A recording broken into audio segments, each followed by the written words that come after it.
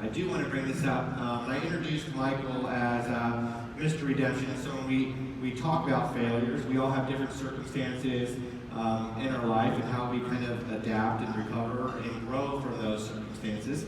Michael, so if you don't mind, just give a little bit about your background, how you kind of move forward.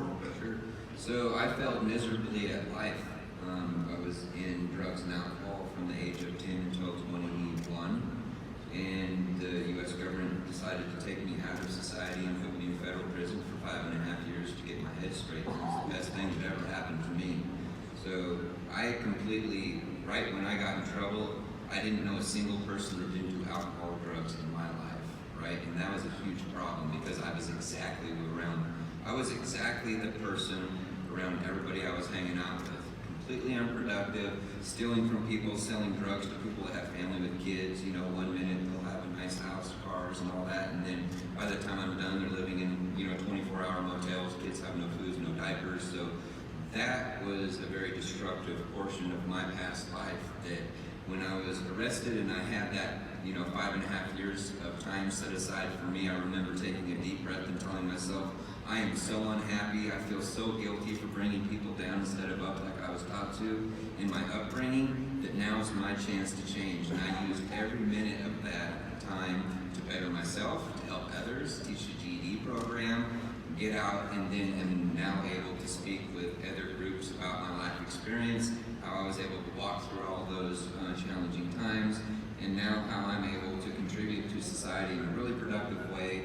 And always on my mind is how I can bring people up, teach them something that's helpful to them. It's one of the reasons why we work with youth as much as possible. Bring them into my shop or take a complete fab shop across the state to Iowa and just work with people in a positive way to show them that there's something else in life. I was the type, I had to stay busy, and I'm still like that. I don't do well sitting around, and I know there's others like that. I'm not unique, so if I can capture their interest through working with their hands, that's what I'm trying to do. Yeah, excellent. I appreciate you sharing.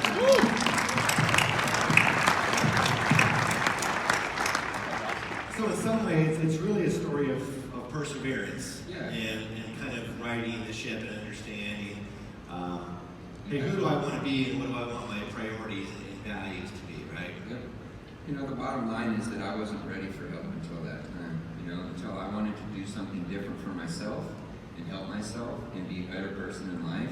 Nobody was going to change me.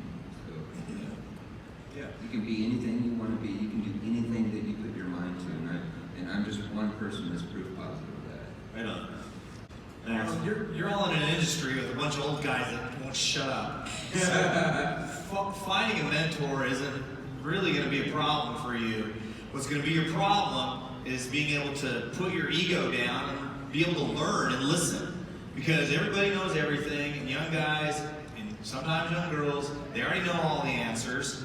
So the biggest thing that's going to hold you back, I think, with that is that you just gotta put your ego aside. You never get to the point where you don't need a good mentor and good advice. You learn every day. Just shut up and listen to what people are going to teach you. That's the best thing you can do is take it all in. This old guy that knows all this stuff, he's lived it already. Why are you not asking him every question you could possibly think of when you have that opportunity? If they're a tire guy, pick their brain about everything that they know about tires. If they're a suspension guy or girl, find out what they know about suspension. The opportunity's right there. For me, it was an education. I got a bachelor's degree, and then I got a master's degree. I just had an unquenchable sense of I wanted to learn as much as I could.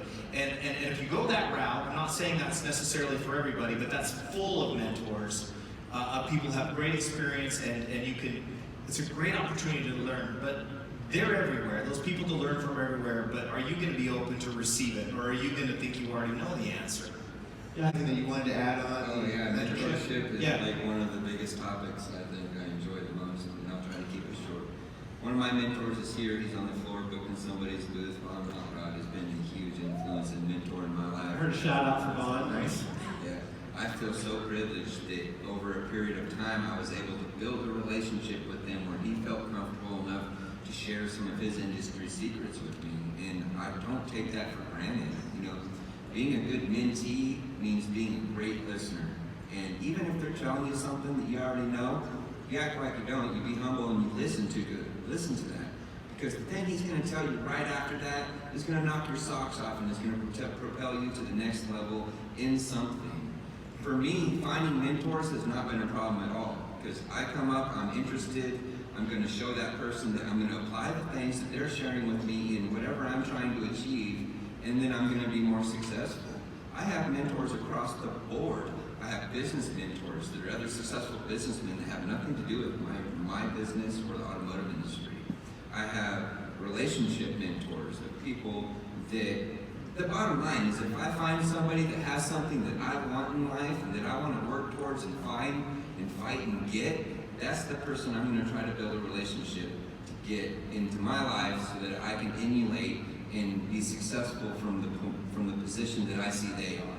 And so I can't say enough about having as many mentors in your life for as many different things that you want to become successful in. Chase that, build those relationships, and don't just build them. The biggest part of being a good mentee is managing the relationship. Answer your phone. Always make yourself available, because that's exactly what you're asking them to do for you. All right. So, excellent. We're going to start over here with Byron with a question, and then we're going to move